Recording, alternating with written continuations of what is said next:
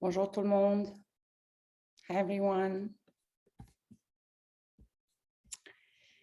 So let's get starting. My name is Alexandra Dorca and I'm the Executive Director of l'Alliance Française de Seattle. It is with great pleasure that I welcome you to the post-film discussion on Sandrine Kiberlin's first movie as a director, Une jeune fille qui va bien. Actually, this is her first feature, as she directed a short movie in 2016, Bonne Figure. In English, it was Smile.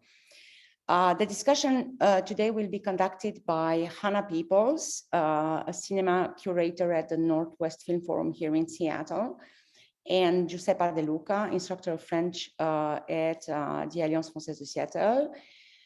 Hannah is a film curator and researcher who, prior to joining the Northwest Film Forum, studied cinema and media studies at UCLA, with her research focusing on non-English language film distribution and consumption in the United States and multiracial representation in Hollywood movies.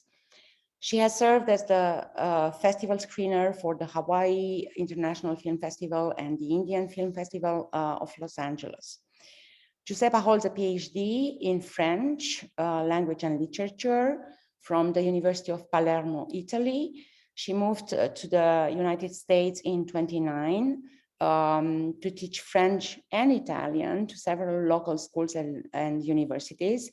She joined the Alliance in 2021. And she is one of the moderators of our very successful weekly virtual since March 2020 Cine Salon. I would like to thank our partners for this screening at the Northwest Film Forum.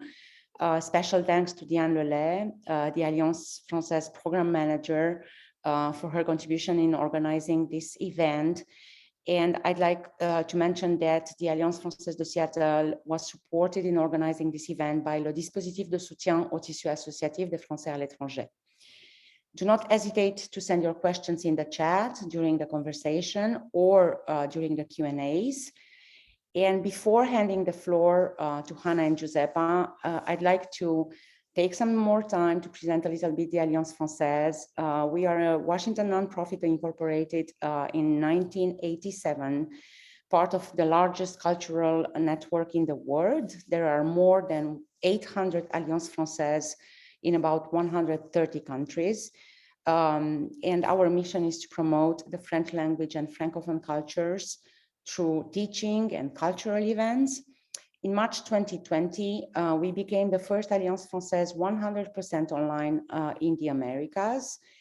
And this has been an incredible opportunity, as you can see, because it allows us to host events like this one today. Please check out our classes and events at AFSeattle.org. This is a virtual event, but I would like to acknowledge that both the Alliance Française de Seattle and the Northwest Film Forum are on the traditional land of the first people of Seattle, the Duwamish people, past and present, and that we honor with gratitude the land itself and the Duwamish tribe. Thank you so much for being here. Hannah, Giuseppa. Hello. And I'll say a quick word about Northwest Film Forum. So my name is Hannah again. I'm the cinema programmer for Northwest Film Forum. And if you're not familiar with Northwest Film Forum, we are a nonprofit that is kind of a multi-dimensional space. We host a lot of festivals from our partners. We also are a year-round cinema and we screen films from all over the world. And we are also a filmmaking hub. So if you want to learn about filmmaking and different aspects of filmmaking, we have a lot of classes available for both youth and adults. And we are also like a gathering space. If you're just curious to hang out and meet fellow filmmakers, fellow cinephiles, we welcome everyone in our space in Capitol Hill. So if you're interested in seeing the events we have coming up, you can visit our website, and also our calendar lists all of our upcoming films and partner festivals and other events that we're hosting. So thank you so much for having me. Thank you so much. Thank you everyone for being here. And I would like to start just to ask Hannah a little presentation about the director of A Radiant Girl. And before just saying that this movie was presented at the Cannes Festival in 2021, but it came out in the movie theaters just this Wednesday, January 26 in France. So it's a big event for Washington to have this movie shown at the same time that France. So like you are seeing this movie as French people are seeing it in Paris and in many other towns. And so as Alexandra said, this one is the first long feature of Sandrine Kiberlin. Maybe Anna want to introduce a little bit who is the director? Yeah, so I, as a cinephile myself, I remember a few years ago, I saw Sandrine's film, Being 17, I believe that was it was called. And so she's a very well-known film actor as well as television. And so I'm wondering if audiences are also fans of hers. But it's really exciting because, as I said previously, this is her debut feature, and she also wrote the screenplay for this film. So I think it's a really amazing opportunity for us to watch this film. And interviews that I was able to watch, she was saying that she's just very excited to dive more into filmmaking, although she'll keep acting. She wants to dive deeper into directing and writing. And another fun fact is last year, her daughter had her debut feature film made. And so it's really exciting to kind of see, I guess, what mother and daughter, maybe they could collaborate in the future, but I'm really excited to see what's next for Sandrine and everyone else. Yeah, so Sandrine, the movie, maybe we can go into the movie. The title, A Radiant Girl, Une jeune fille qui va bien. I imagine that many of you watch the movie or will watch pretty soon. The movie is about a girl, and the name of the girl is Irene. And listening to the interviews of Sandrine, she said something interesting. She said that the name Irene sounds in French like reine, that is queen, and she's a little bit the queen of this movie, is the center of the movie. And she talks also about the choosing the actress that is Rebecca Marder, that is the one playing the main role. And how she was amazed when she had all the, she had many interviews with many different girls, and this beautiful girl struck her, and she's in fact an actress at the Comédie Française. And maybe Anna, you know a little bit more about her, what she has done before, what are other things that she's done. So she is a pretty, I guess, up and coming actress. And of course, she's in the Comédie Française, but it says that she also has done a lot of course, stage shows and television. And I, of course, wasn't too familiar with her, but I thought she was an amazing actress. And yeah, she just had such a range, and she was really funny. So I wanted to learn a little bit more about the Comédie Française that you know about. Yeah, so the Comédie Française that is historically, what is it? Is a company of actors created by the king, Louis XIV, Louis XIV, on 1680.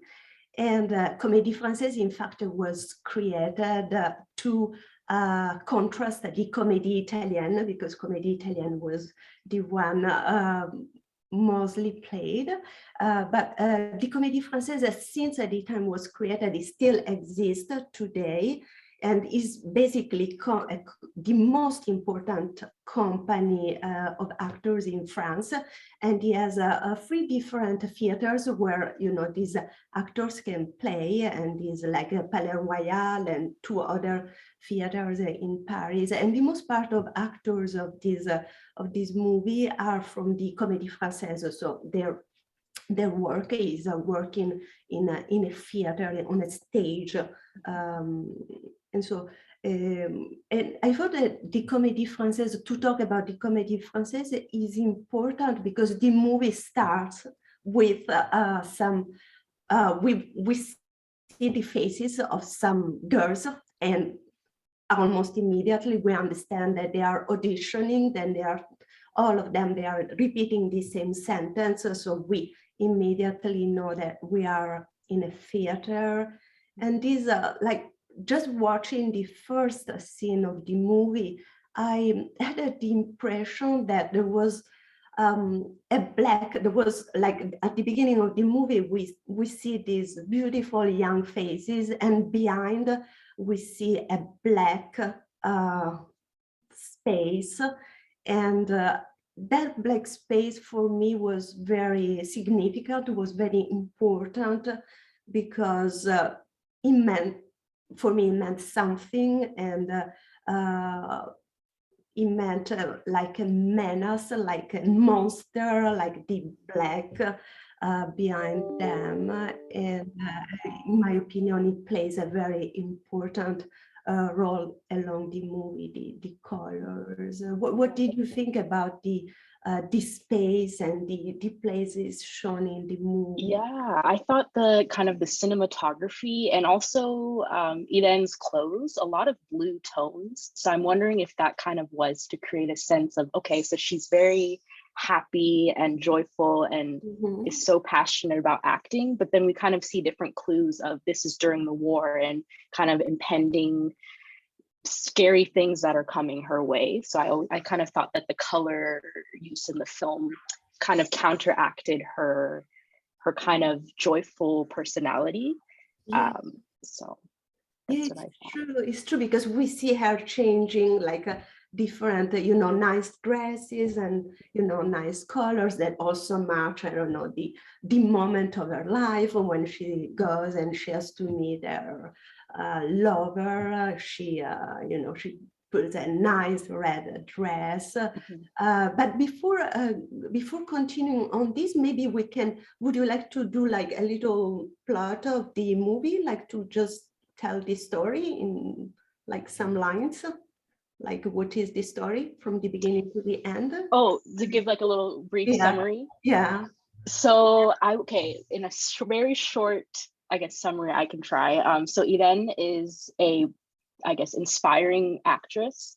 And from the beginning of the film and throughout, she's practicing for a very big audition to be a part of a major production. And then also woven through that kind of storyline of her wanting to study acting is kind of showcasing the dynamics of her and her family. So it's with her father, grandmother, and older brother. And woven through that, it's kind of like a coming of age story. So we see her kind of in the backdrop of World War II, of growing up, wanting to pursue acting, but like things going on around her that she can't control, but with trying to withstand that. And like, I still want to pursue my dreams, but also just trying to face reality. And so I remember one scene where she, of course, is out with her lover, her boyfriend. And then her dad is worried because she comes back home so late. And so she's like saying, like, I am safe, I want to have a good time, but then of course the reality is like she could have been taken away. So kind of that balance of reality, but also she is very, I guess, whimsical and loves acting and very playful. So I thought that the film, I guess, through the plot kind of balances that and shows her dynamic, the kind of push and pull of her environment versus her personality. Yeah, and when Sandrina talks about this movie, the director, she said that she wanted to present not an historical, moment of France or French Jewish in France, but she wanted to show the life of a younger girl that is just 19 years old in 1942. That is historically for us, just to situate the history of France at that moment. France was occupied by Nazis from 1940 to 1944, and there was this Marshal Pétain that was allied with the Nazi, and all the north of France was basically controlled by Nazi through Pétain. So there is like 1942 is a very important moment because in that summer, many Jewish were deported to Auschwitz, to other concentration camps. But Sandrine, she said that she didn't want to show this. She wanted to show just this girl that is joyful, that is full of life. And in fact, the movie gives a little indication. We see the stamp that has to be put on the ID. We see the star, but the movie really cuts the moment of a young girl that is just enjoying life. Yeah, and also this kind of cinematography and even the costume design is not super dated, or I guess super accurate. So it kind of gives the sense of this could be a girl that's living today. So kind of giving a further connection, I guess, to young audiences today with her story. You are totally right. You are totally right, because she said that also that she was thinking about something that is nothing to do with Jewish, but about the Bataclan, that is this club that was victim of terrorist attack in 2015. So she was thinking about the young people that go and they live their life, and how terrible events can happen, but how a young person has all this desire of life. So maybe events or bigger events worry less young people, while, for example, the grandma in the movie, we see her, she's more worried, naturally. She's an older woman. She doesn't want to give the ID to her son-in-law. So she's trying to hide because she's afraid of what can happen. And when she's sitting with her friend on the bed, they go and they take a dictionary and they look for the definition of what is to be afraid. And I thought that is very interesting, that part of, taking the dictionary and reading the definition of to be afraid, and how we can react in front of certain events, and how can we want to see them or not to see them. Like this scene, the highs was very important for me. What did you think about all these high shots? We see a lot of the eyes of Irene. We see the eyes of the others. What did you think? For me, it was very significant and important. The eyes, looking, the seeing, not seeing. Yeah, I thought it really kind of made you, as an audience member, kind of focus on the details. And of course, Irene is an actor, so I guess kind of giving like an actor's perspective of how they view the world around them. So yeah, I thought the how it was filmed was really, really cool. Yeah, but very confusing also, because we don't know when she's acting and she's really doing something. The fainting. The fainting is in the act when she's playing, but is also, she faints. So maybe she faints for real, or she is continually, she's continually acting. And when she scares a lot, the brother, when she fakes the act of fainting, and the brother gets very scared, he believes that is for real, and he gets scared, and he gets all upset because she's fainting, but he's just acting. Yeah, and it almost, I guess the acting, I guess storyline in the film, I feel like it's her way of kind of shielding herself from what's going on, and then also like she pretends to have bad vision to get the eyeglasses so that she can meet the eye doctor, the young eye doctor, and then really she doesn't really need the glasses. So I thought that was funny. So she was kind of acting like she had bad vision to further her way of meeting the doctor. So I thought it was very interesting the way she's acting to kind of get the things she wanted, or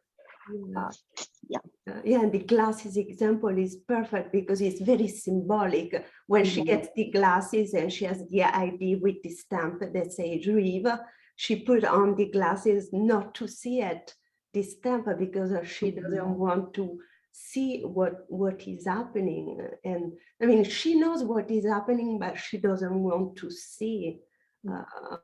She doesn't want to see the stamp, so she puts the glasses not to see the stamp. Not to see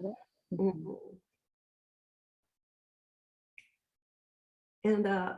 And what did you think about this? Like the love story, there is a first love story with this Gilbert, that is at the beginning, she is already in the relation with Gilbert, but after she meets Jacques at the doctor's office, the attractive Jacques. What did you think about these two, like the beginning love story or the past love story with Gilbert, and the new one with Jacques, that is the important one? Yeah, I kind of wanted to learn a little bit more about her, the first relationship, because I was like, was it looks that she was more drawn to Jacques? Yeah. But I guess it kind of shift really quickly. So I kind of wanted to learn a little bit more. But I thought the dynamic between Jacques and Irene was really, really sweet. Yeah. And also when he gifts her the bicycle, and then he said, you can keep it at my house. I thought that was very sweet. For me, when thinking about this different relationship between Irene and Gilbert, and after Irene, Jacques, and Igor, the brother that has the German girlfriend, I was thinking that those three relationships were very interesting, in particular the one with Gilbert, because he, in my opinion, he showed the idea of separation. She has an appointment with Gilbert, and she misses the appointment. She arrives very late, and she says, I forgot the appointment. So she arrived very late, and we understand, and she tells him that she doesn't love him anymore. And after Igor, they have an event, I think Shabbat, they have to meet, and they have to have a dinner all together. And instead of having this girlfriend, this blonde girlfriend, coming to the house, he just receives a letter, and she's breaking up basically with him. And these two breaking up relationship for me were symbolic of separation. And I don't remember exactly who says it in the movie at the moment, this interesting sentence, to be separated, it's just one person that make a separation, because what is to be together? I thought that was very interesting, this idea of separation, how is to be together and how is to be separated. You can be with someone only if the other one agrees to be with you. but is enough one person to be separated.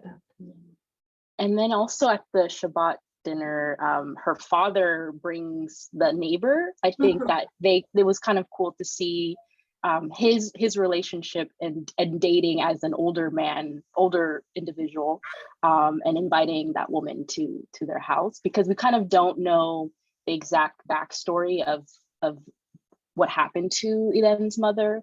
But it was really cool to see kind of the dynamic of living in in a different family dynamic of grandmother,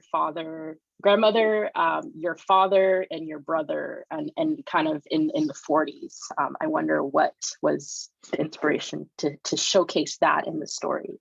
Yeah. Yeah, that dinner, like, it was kind of funny because the French, like, the kind of, this lady, she said, I like different cultures, because it was the time that Jewish were, discriminated, and she's like, oh, I like different culture. It's kind of interesting, her comments, but kind of funny also, the way that she said that. It was kind of embarrassing moment for everyone. And I like it a lot, that kitchen. I have to say that this scene in the kitchen, for me, they were very like paintings. She filmed it very well, like the table, and we see like all the pipes, like they use it to be in the houses, like you can see all the pipes of the water. It was very nice presented. Yeah, it was cool to see kind of how their home was used, and like you could see them living and interacting in different parts of the home. So like in the kitchen, in the dining room, and then the siblings would be in their bedroom talking and dealing with things. So the way that they moved around the house, and the house was kind of its own character within the film. And what did you think about the brother? Because the relation between Irene and the brother, certain moments were kind of weird. They had a weird relationship. But what was your impression? Yeah, I was a little, I don't know what to, kind of like at some points it made me like kind of like, what is going on between them? Like we could tell that they were very close, but at times I was like, for me, maybe a little too close. Yeah. But I guess that they were kind of they were like their best friends. You could tell that they were very close, and they confided in each other. And maybe even because of, in my own head, I imagined a different backstory of like maybe because of losing their mother, they became really close, and they confided in each other more than they confided in their father. Because I could tell the dad cared about them, but they seemed as siblings to have an even stronger bond. But at the same time, I was like, maybe you're a little bit too close. But I could tell that they discussed a lot of topics, and they were very comfortable with that.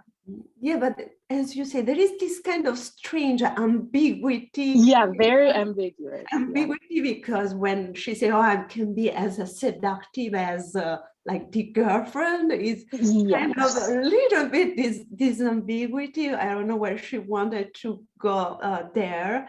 But after in this little slide that we see when he plays, the flute is so, it's that part when with the other musician they're playing Qu'est reste-t-il de nos amours, what is left of our loves, is very beautiful, that scene. And the father, like, how did you like him?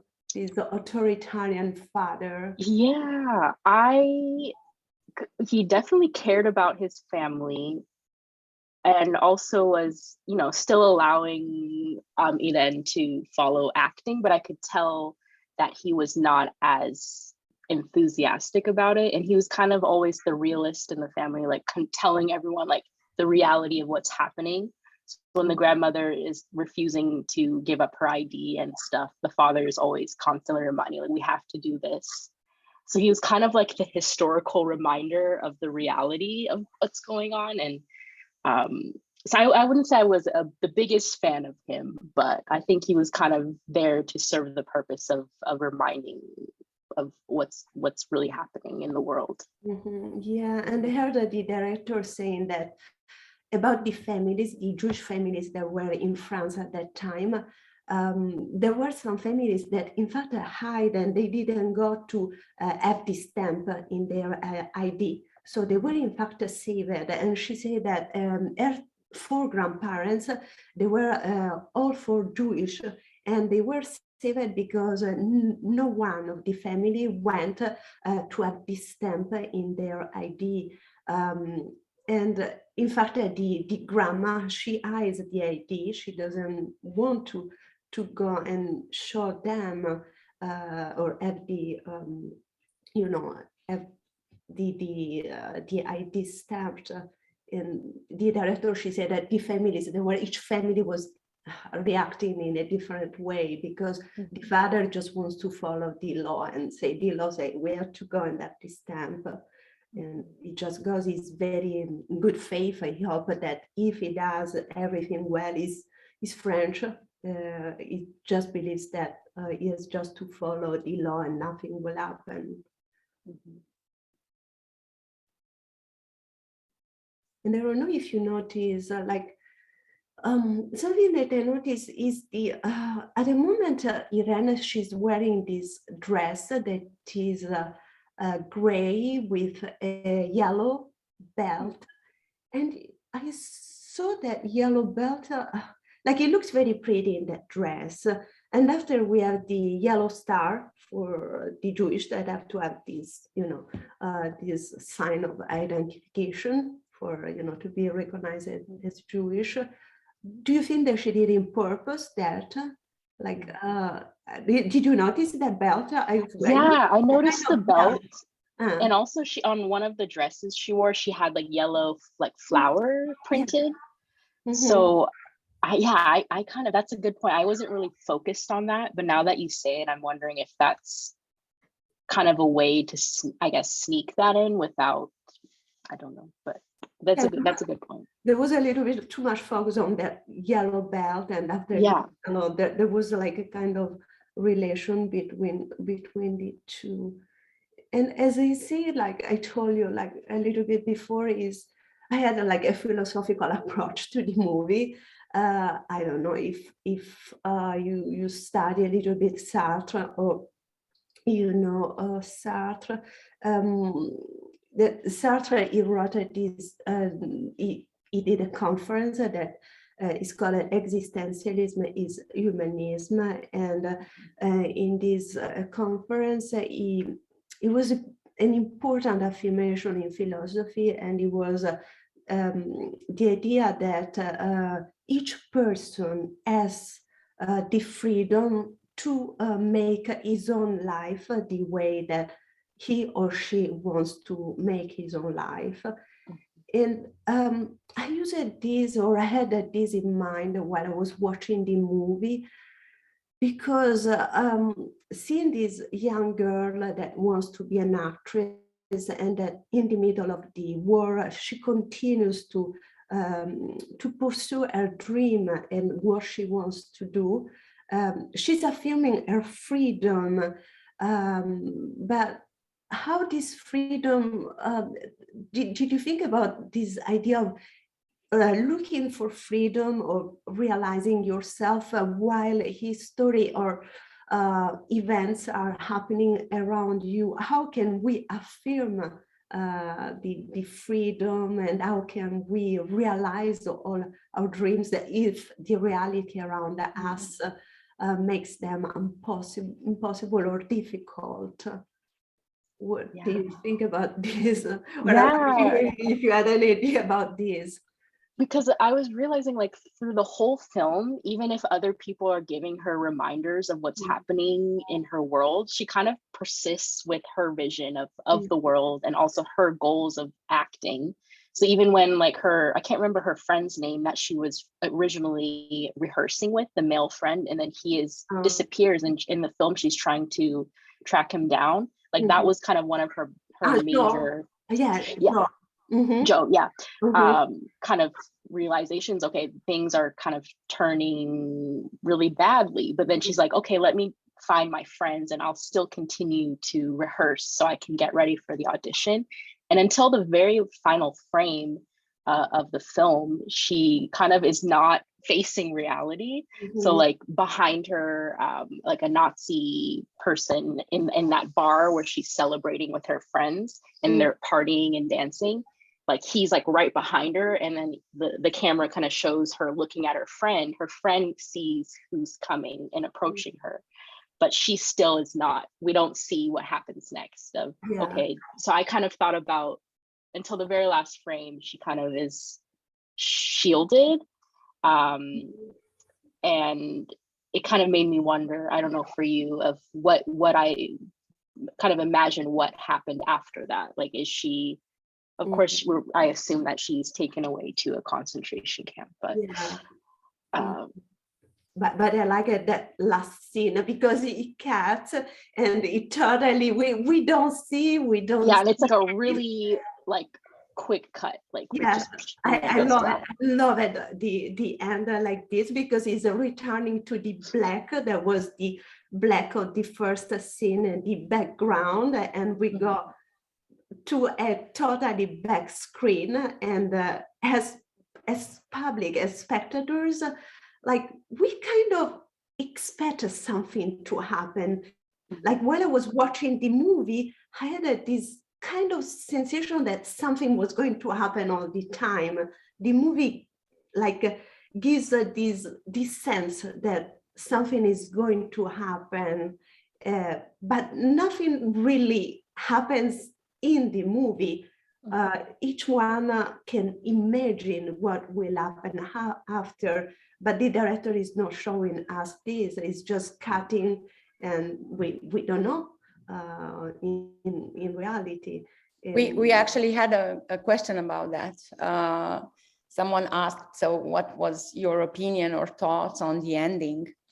So you are not the only one struck by this ending. And let me, because we received a few questions. So there is a question from Julie who says, one's first or early creative pieces can often pull from the creator's own life. And do you know if the film have an autobiographical element from Sandrine Kiberlin's own life story? I don't know if you know. I do. If not, the answer is yes. So I don't know, Giuseppe, Hannah, if you have a chance to dig into it. Yeah, I can say something on this, because listening to the interview with the director, she said that yes, she was inspired in part by her own story, because she had four parents that were Jewish, and so she lived this experience, or she heard this experience, but she said that she wanted to talk about her without talking directly about her. So there is the inspiration, but after, I don't know, she has the mother and she doesn't have the father, she has a sister and she doesn't have a brother. So she kind of talks about herself, but not talking about herself like many directors do. So I just pasted the link to an article which is in English about precisely the personal roots in this movie. So Julie and the others, if you want to check it. And then we have let's continue with Julie. So do you have any constructive criticism or areas of the film you wish were done differently? Or any criticism you agree with that was raised by film critics or the French public?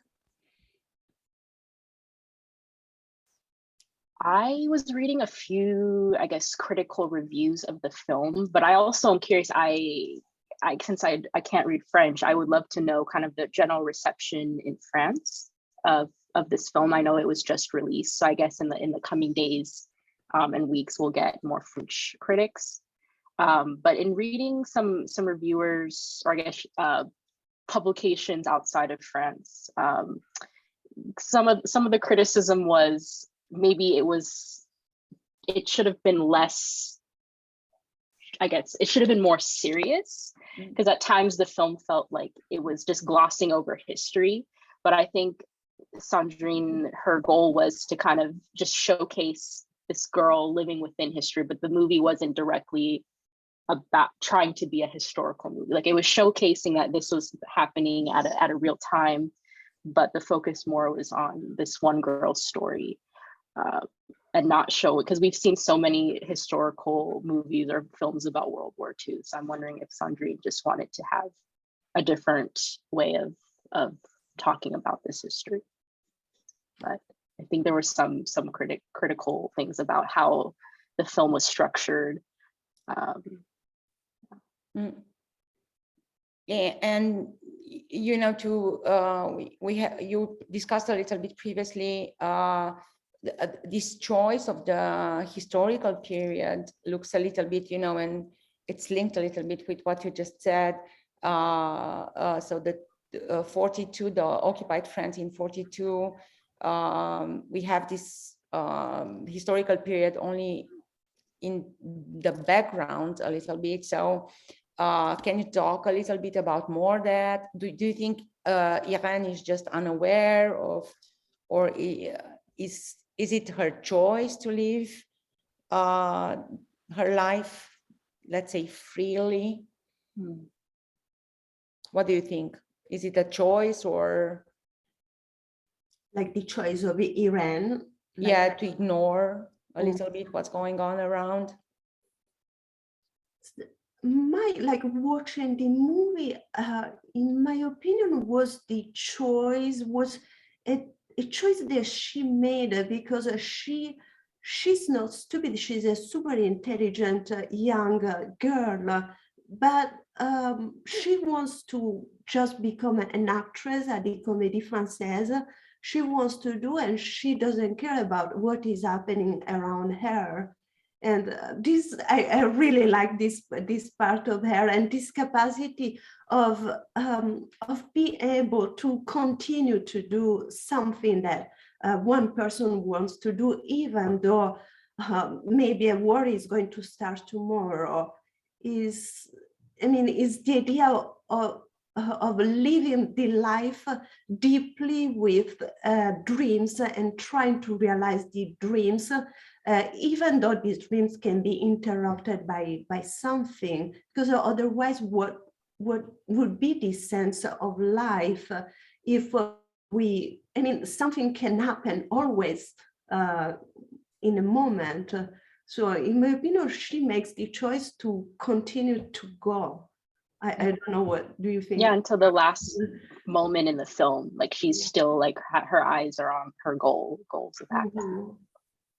Very often in this context, you know, and I'm sure, you know, we talked, and there are many academia people, and not only who were writing on mechanisms of survival, and even in this context of the unspeakable, because this is what the Holocaust was.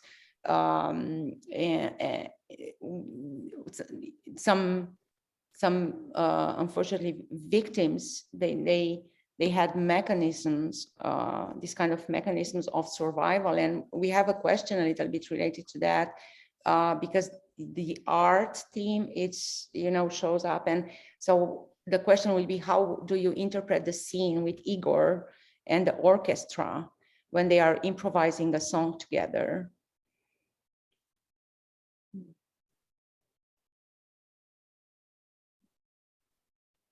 Oh, we interpret. I really like that scene. It was like a very poetic moment. I didn't have a special interpretation of it. I just saw, like, I thought about this song that, you know, that says what is left of our love, but I didn't give a special interpretation of it. Hannah, what was your impression of that? It's very nice scene. Yeah, I also didn't particularly pick up on that scene, but it was beautiful, and hearing kind of what the song was interesting, because I didn't have the musical context in mind. So a question here from Paul. So he wonders, what do you think about a noticeable aspect of the movie that the streets of the city are almost always completely empty? That's not realistic. He says the streets would still be bustling with people, but I wondered if that is meant to give us Irene's internal view of the world. As a teenager, her world might have family, friends, lovers. So what do you think about that? That the streets are almost always completely empty. Yeah, Paul, I think that's a really cool observation, because I also noticed that too, but I didn't really connect it to kind of a way that Inen was seeing the world. But I think it makes complete sense. Like, she is so hyper focused on her friends, her family, directly the people in her world.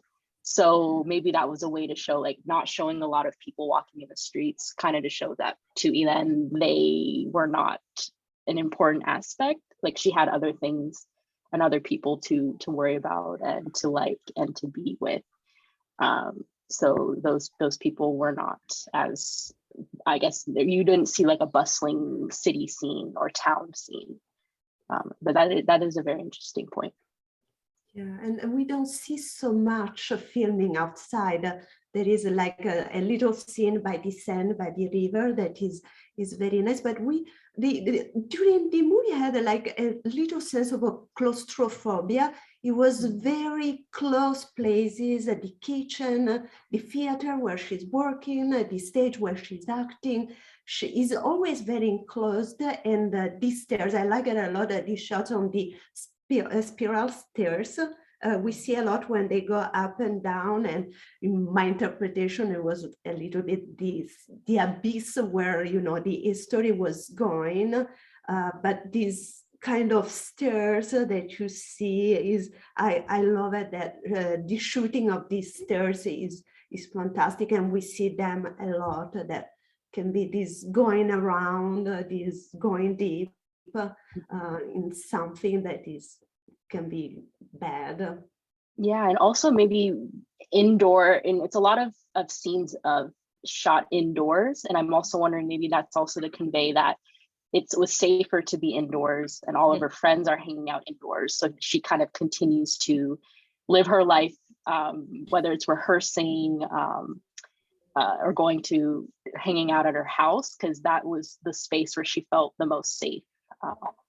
And the claustrophobia of just being contained in the same space. Yeah. A little bit linked to that, Stephen, we talked a little bit, but do you feel, so Stephen would like to ask if you feel that it was intentional not to show the Nazis in the movie? I think that yes, because she, in all the interviews that I heard her, she said that she didn't want to show the war, and she wanted just to show a little, little things around that tells us when the story is happening, but not so much. Even the music, I don't know, she puts the music of Tom Waits at the moment. Is not like she doesn't choose only the music of those years. So she tries, in my opinion, through the music to give like this sense of this can happen to whatever young girl. That could be a young girl, I don't know, in an East country, in another moment of history, or in another situation. She wanted to show a young girl, 19 years old, and her desire of life. And with the struggles in the same time, because basically, and you talked a little bit about it in the beginning, the feeling is really, the question that remains is, what would have we done? What would we have done in these beautiful days of the summer of 42? That the borders are always so fragile, and this was a little bit the feeling of this movie, that, you know, we are opening the doors and we universalize a little bit what happened. And let's not forget that it's not a coincidence that we see this movie at the end of January, as you, I'm sure you remember, January 27th, it was the International Commemoration Day of the Holocaust. So it is always, as I always, you know, like to conclude for this kind of discussions, it's important to remember, so that we make peace with our trauma, and it's important to process the collective and the individual responsibility for these kinds of unspeakable events. So I don't know if there are more questions. Oh yes, Paul, yeah, he made a comment here, and he's absolutely right. So many French citizens were unsure their lives would take under the Nazi occupation, because France signed an armistice with Germany, and initially, you know, they had the idea that this would the life would continue as before, which of course did not happen. So thank you very much for being here with us. Daniel, yeah, bonjour Daniel, yeah. Thank you so much for your, so he thanks us for choosing the important film, and for having organized a post-film discussion. And he mentions that the film manages to express the difference between the Jewish and non-Jewish populations in the first year of the war. Absolutely. And thank you for sharing this with us. So part of Daniel's family was arrested and later deported from Paris in 1942. Thank you so much, Daniel. It's really nice to, you know, I'd like to thank you for your trust to share this with us. And as you know, we are amongst friends here. So merci for the, because we went live on Facebook as well. So just a quick reminder for the people watching us on Facebook, you can still watch the movie until tomorrow. No, actually today is the last day to see the film. This was a very short window. As a distributor, they are just opening the market here in the USA. So Diane copied the link for you. You can visit AFSeattle.org and see the link to watch the movie virtually. And I like to invite you back. You might remember the month of March is the month of Francophonie. We are planning for some great events that will be published soon on our website, afseattle.org. We will have talks with authors, some screenings, workshops, and of course, une dictée, of the very French dictée. Merci tout le monde. Thank you, everyone. Stay safe. Have a good weekend. Au revoir. Au revoir. Thank you. Merci.